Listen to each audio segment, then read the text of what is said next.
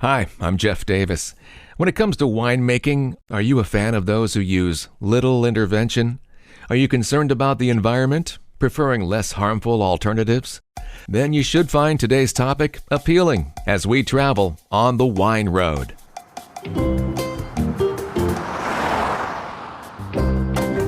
My opinion on the big benefit to cans is serving size and being able just to have a glass of wine. Or if you're a single person household, opening a bottle is kind of a bigger decision, especially if you're buying $25 bottle of wine or higher. He's Nate Miles of Groove Wines. They have a modern, stylish brand that comes in a can. He and I met up at the huge Sugarloaf Custom Crush facility in Kenwood, Sonoma County. It's a place where smaller wineries who don't have their own equipment can use the facilities for crushing, fermentation, even aging. Nate, along with his partner Matt Nagy, created Groove Wines, a thoughtful, stylish brand that believes in transparency. You'll pick up on that when you visit their website and hear what Nat has to say. Yet this is all fairly new to him. If you had told Nate he'd be in the wine business 5 years ago, he may have been surprised.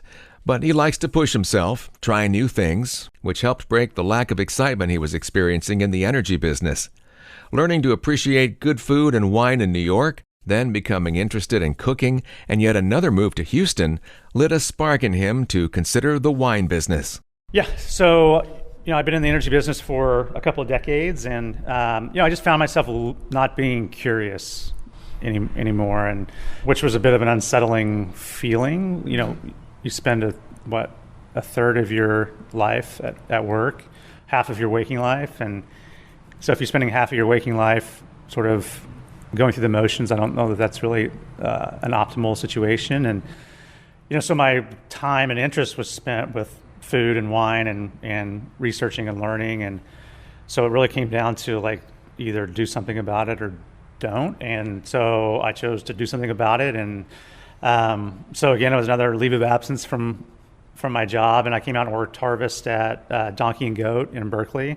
So I sent Jared and Tracy an email, and Jared called me, and one of the first things he said to me was, "You realize that this is about 50% cleaning," because he knew my situation. He knew I was a 40-something-year-old guy and with another career, and the two of them had left their jobs in tech and had become winemakers, and so I think he kind of knew where I was, or was presuming where I was. And so anyway, we had a conversation, and it was pretty much it. Like a week later, the agreement was I was going to be an intern. Yeah. So I flew out, and my wife's from the Bay Area, so family came out with me, and they dropped me off. It was funny, the kids dropped me off. It was like they were dropping me off at school instead of I was dropping them off at school.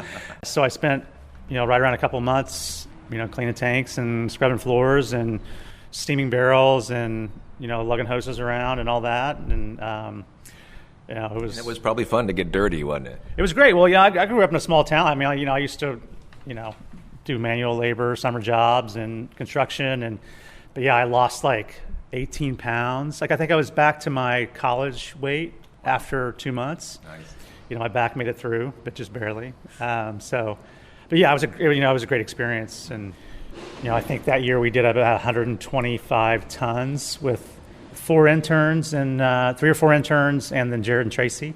So it was, it was legit. A lot of work, huh? Yep. I interviewed them maybe 4 or 5 months after you were there. Oh, yeah? So it was January of 2018. Seeing that you were with Donkey and Goat and worked with Jared, I started thinking about the wines that you're making. I thought I could taste a little bit of what they're doing with their organic wines and low sulfur, and I could see that maybe you're kind of focusing on that style as well. I don't think Matt Nagy, a winemaker for Groove and a partner, I don't think that we're trying to put a natural wine stake in the ground, but we are trying to do as little as possible. If we can just put grapes in a bin and they ferment and turn into wine, and that's the goal. So philosophically, we want to make delicious wine first and foremost, with as little messing about as possible from the vineyard to the can or the bottle. But I'm not a big fan of religiosity or dogma, so I'm not here to preach to people, or I'm not here to prove a point with what we're doing in the winery. On your website, though, you're coming pretty close. Well, but we want to be honest about what we're doing. Yeah. So You don't have a manifesto though, like Jared and Tracy. Oh no, I love Tracy's manifesto. No, and I think when you get with when you speak with like the winemakers, they tend to be less dogmatic than some of whether it's the blogosphere or the media, like things I think kind of get an us versus them, and the winemakers, they're just trying to make good wine, and we're in the pleasure business. I want people to like what they drink, and I don't want to tell them how to do it, and so we just want to make people happy. But these days people are caring more about their food and hopefully like their drink as well. So we want to be completely transparent with what we're doing and how we're doing it. Like I don't want to preach at you, but if you want to know, I want to answer your question. Yeah. So we want to put the information out there. My goal is not to talk at people. It's to make it available if they care, and then it's there. And if they don't care, they don't have to care. He's Nate Miles of Groove Wines. Backing up a bit, Nate met his partner Matt while working a harvest at Matthiasson Winery in Napa. I asked him, at what point did you guys decide to do something together and to do it in cans? We moved to California in 2018, so I had an internship with Steve at Matthiasson, and Matt was his cellar master, and he was also like sort of operating as a consultant, helping Steve set up his, he had bought an old winery that he was rehabbing. I've been thinking about the whole can idea for a few years. It's funny, like my first conversation I think was with Jared Brandt. So I've been kicking it around, business plan, ideas, however you want to characterize it, for a few years. And, I'm not getting any younger. So it was another one of those decisions, like, are you going to do something or are you not going to do something? And so for me, I'm an outsider when it comes to wine or, to Napa or Sonoma. So, I had a relationship with Matt. He's a young guy. He was looking for consulting winemakers sort of roles. Like he and I talked about cans. He'd kicked around the idea once with his brand. So, once I decided that this was something that I wanted to move forward on, it was just a natural fit. We touched upon it a minute ago, but you have such a detailed explanation of why you chose cans on your website in the Nate's Journal portion of groovewines.com. And I truly understand your thought about why should it be black and white. You don't have to stick with bottles. You can try it both ways, blur the lines a little bit, and make a good point, especially your line about why not have options that fit your life instead of fitting your life to one option. Yeah, to me it's pretty simple, which I guess simple doesn't necessarily mean easy. I think that there's a place for cans. I don't think that bottles should go away at all.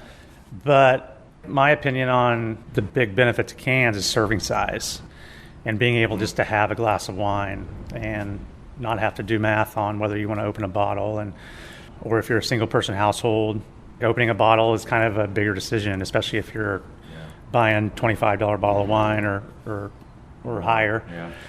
Like look at craft beer. Craft beer's done a lot for aluminum, and like when I was in college, like bottled beer was better than canned beer, right? Like so that's all done now, right? Like craft beers has taken that away.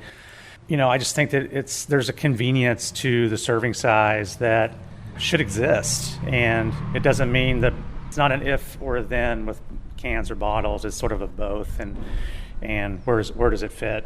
Like I've just found myself like just having the cans around in the pantry. I've actually, even being a guy with a canned wine company, I've been surprised at like how convenient it is just to like pull one out off the shelf and just have a glass, and then that's that. It's the equivalent of like, let's go have a beer, and it's almost like self-regulating too, because if my wife and I open a bottle, we're going to kill it off, right? Right. There are a lot of times when we shouldn't drink the whole bottle. Yeah.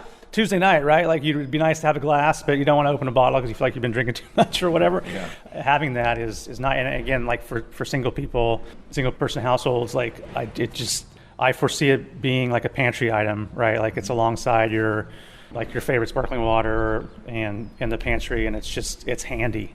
If you're near a computer, check out their brand. It's hip and, dare I say, groovy, but much more modern, and it's an informative website. groovewines.com. Beyond the reasons he's already mentioned, it's easier to take canned wine camping, to outdoor concerts, even RVing. A couple of cases take up a lot less space than bottles on the shelves. They can be appealing for businesses too. Like often like a regular bar has one wine option and it's not very good. when they say, oh, we have red and white. Exactly. So I think that there's a place for a quality can. That's a win for the consumer, and that's a win for the vendor as well.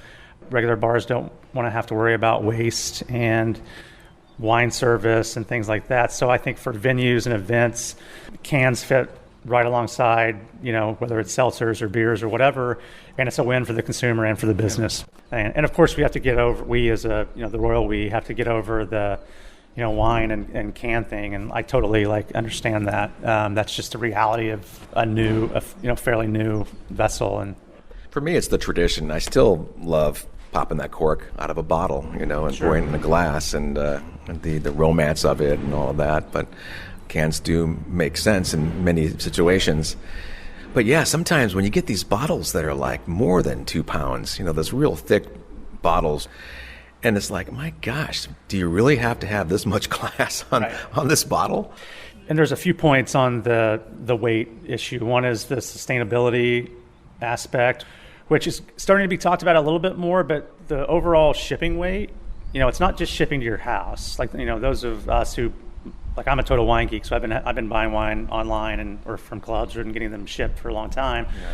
And shipping's expensive, and it's because of weight, right? The liquid's heavy, but more than half the weight of a case of wine is glass. And it's not just getting from the winery to your house, it's getting shipped all over the country from place to place.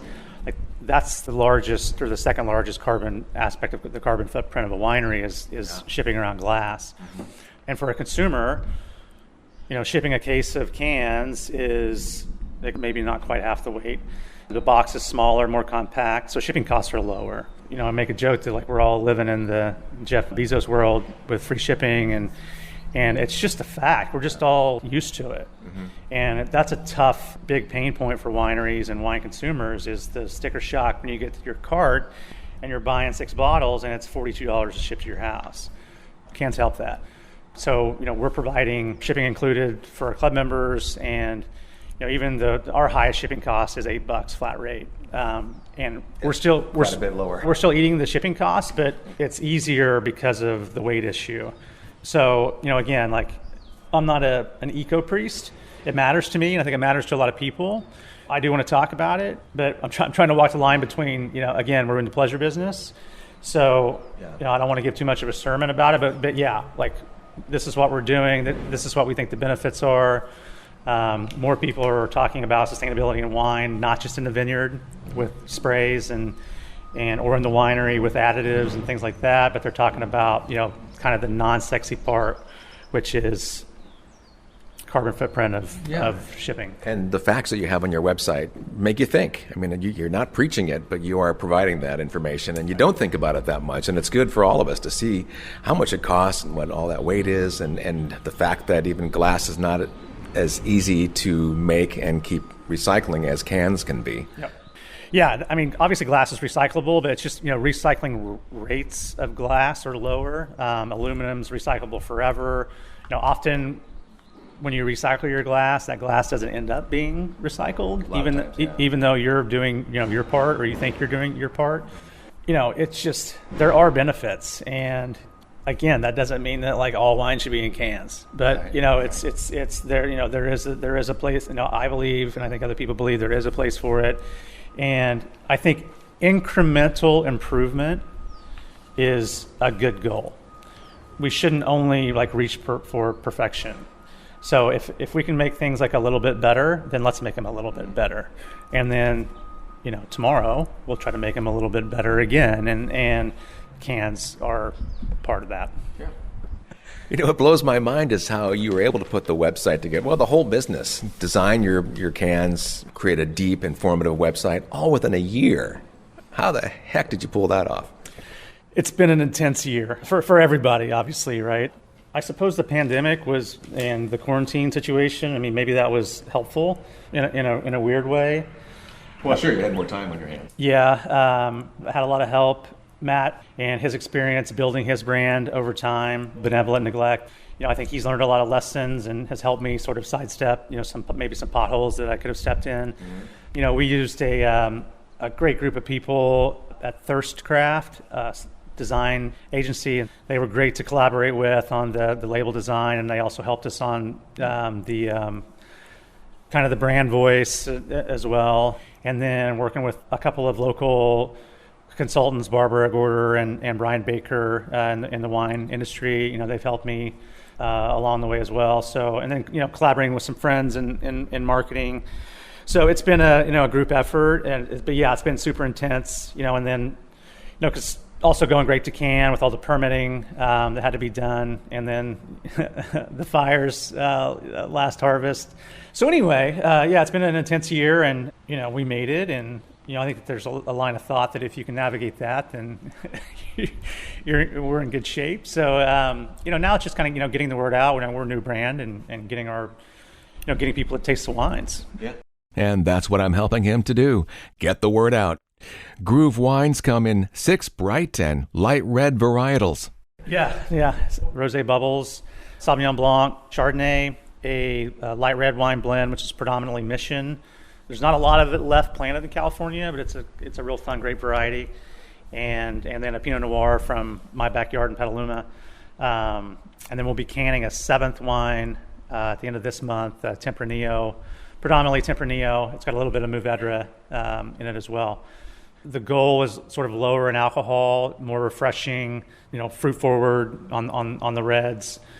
And the white, I think everything hovers around 12%. I mean, we don't have a number in mind, a particular goal. Mm-hmm. We're looking for, good acidity and good ripeness and balance. I know that's kind of an overused term, but like a harmonious wine, that's the goal. And I have to admit, I was surprised to see Mission for the wild one, which is blended with Tempranillo. It's quite a major percentage of that wine. Yeah, so that's 75% Mission. I think that there's a curve of a wine drinker. Like I started out back in the 90s with California Cabernet and liked big reds early, and moved to Houston, and it's hot there, right? So I started drinking predominantly whites and rosés, and now I'm in the light red wine phase of my. I drink all kinds of wines, but I love light red wines.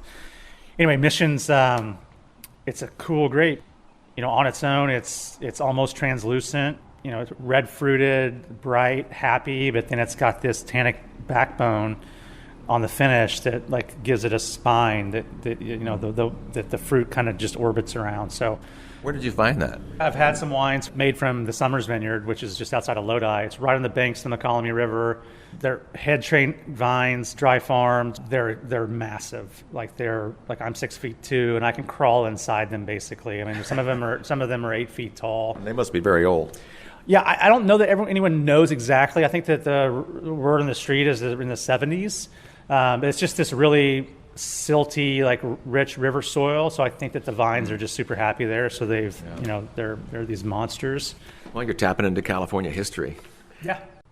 I wanted one of our red wines to be just a smashable, chillable, gluggable, crushable wine that people could throw in the cooler. That people, a lot of people they only drink red wine, and so I wanted someone to be able to pull a can out of a cooler and drink it in the sunshine and not feel weird about it. And I think that this wine is a concert setting would be great. Barbecues, something like that. So that was sort of the the goal with the wild one.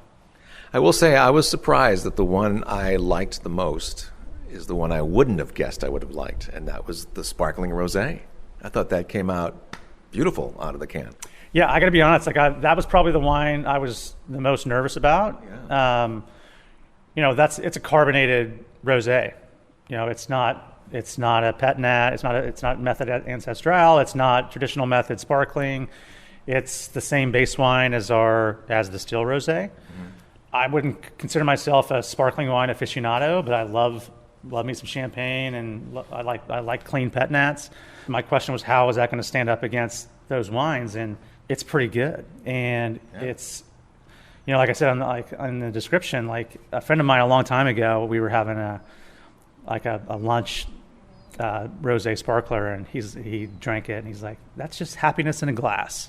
I'm like, that's kind of what we're looking for, or a can, either way. Sure. It's a pleasing little wine, and I'm not going to pour it against a grower champagne and tell someone to like it more, but it's that's not the point. So we're pretty happy with it. Well, it's a fun venture you're on, and I wish you great success in the coming years and help people make decisions on maybe getting away from the bottle a little bit and live life in the grayer area. Yeah, we're hoping to speak to, the younger generation of wine drinker and, there are stages, right? Like, and people who like wine but maybe don't know a lot about it. And we hope just to give them wines that they can enjoy and have around the house. And if we can be a gateway drug to California wine, I think that'll put us in a good place. Yeah. That's a good way to say it. I think they'll be an ideal gateway to inspire new wine consumers. And it's a wine that's easily portable. Nate Miles, who with Matt Nagy produce Groove Wines. Check them out at groovewines.com. Thank you for listening today, and I'll try to post my next podcast much sooner than I did this time around. Find more interviews and wine trivia at onthewineroad.us. I'm on Facebook /onthewineroad. Go ahead and like the page if you would. And I'm on Instagram as JD Wine Road. The show's theme was composed by Miguel de Oliveira and is researched, written, and produced by me. And I thank you for listening. I'll see you next time on The Wine Road. I'm Jeff Davis.